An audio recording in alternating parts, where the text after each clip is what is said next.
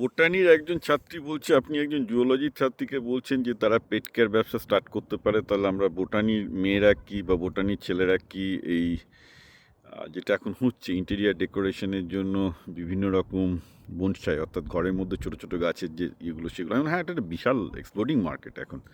এখন ঘরের ডেকোরেশনের জন্য, ঘরের মধ্যে অক্সিজেন পিউরিটি বাড়ানোর জন্য, অ্যাটমসফিয়ার ভালো করার জন্য সবাই ওই ইন্টেরিয়ার ডেকোরেশন, অর্থাৎ ঘরের মধ্যে ইন্টেরিয়ার ট্রিজের অ্যাপ্লিকেশন খুব ভালো আসছে।